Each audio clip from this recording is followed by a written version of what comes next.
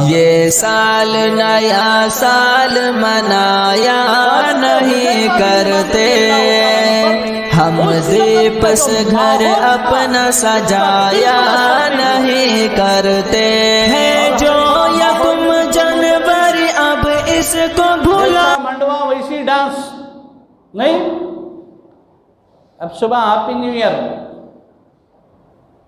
کہتے ہیں مسلمانہ، وش کرتی ہیں ہیپی نیو ایئر۔ عیسائیوں کا طرز ہے، کافروں کا طرز ہے، کافروں کے درمیان عیسائیوں کے درمیان رہتے رہتے رہتے ہماری یہ درگت بن گئی، ہم کافروں کے شعار کو اپنا کر ہم اسے کفر نہیں سمجھنے آتے، کفر کو کفر سمجھنے کے لیے تیار نہیں۔ جس کی زبان میں جو آتا بول ڈالتا ہے، جس کے من میں جو آتا بول ڈالتا ہے، جسے جیسے ہونے میں سے جیسے سینڈ کر ڈالتا ہے۔ اللہ کے واسطے ان حرکتوں سے رکو۔ یہ ہمارے لیے نیا سال ہے چ نہیں، ہمارے لیے تو نیا سال محرم میں ہے، یہ تو کافروں کی دن ہے۔ دیکھو وہ بنگلور کے اندر، میسور کے اندر ایسے حالات رہتے ہیں، اللہ حفاظت فرمائے۔ ماڈرن کے نام پر، ماڈرن معاشرے کے نام پر لڑکیاں ننگی بے حیائی کا مظاہرہ کرتی ہیں، سڑکوں پر مسلمانوں کی لڑکیاں شراب کے بوتل لے کر نشے میں دھت نظر آتی ہیں۔ ہمارے نوجوان اس موقع پر کیک کٹانا، ہیپی نیو ایئر کی وش کرنا، یہ جو ماڈرن ذہنیت ہے، یہودیت، نصرانیت، مجوسیت، ہندوازم کی دین ہے مسلمانوں کے حق میں۔ اللہ کے لیے ان چیزوں سے پرہیز کرے، ایک مسلمان کے لیے جائز نہیں ہے یہ چیز۔ جس ماحول میں بھی جاؤ، جس معاشرے میں بھی جاؤ، ایک مسلمان کو اپنا اثر چھوڑنے کی ضرورت ہے، اس سے متاثر ہونے کی ضرورت نہیں۔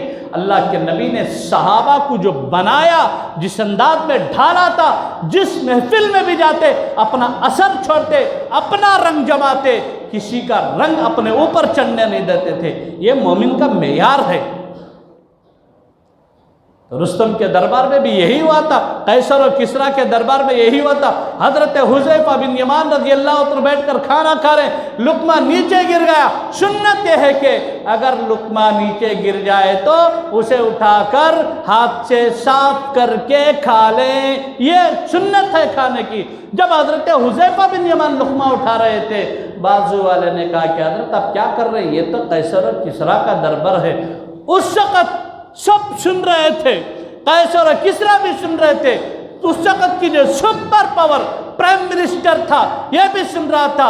حضرت حذیفہ بن یمان نے فرمایا اتترک سنت حبیبی لہؤلاء الحماقى، ان احمقوں کی وجہ سے کیا میں میرے حبیب، میرے محبوب کی سنت کو ترک کر دوں، میں میرے نبی کی سنت کو ترک کر دوں؟ یہ نہیں ہو سکتا۔ دسترخوان پر جتنے بیٹھے ہوئے سب ایک نمبر کے احمق ہیں، احمقوں کی وجہ سے میں میرے نبی کی سنت نہیں چھوڑ سکتا۔ جس محفل میں گئے ہیں اپنا رنگ جما کر آئے ہیں۔ ایسے ہیپی نیو ایئر وہ فلاں آتے جاتے ہیں، سب چھوڑ ڈالو۔ ہمارے لیے معیار، ہمارے لیے کامیابی کا جو معیار ہے یہ اتباع سنت ہے۔ ایک مومن کی دنیا اور آخرت کی کامیابی اگر ہے تو پھر اسے تلاش کرو اللہ کے نبی کی اتباع اور کامل اتباع۔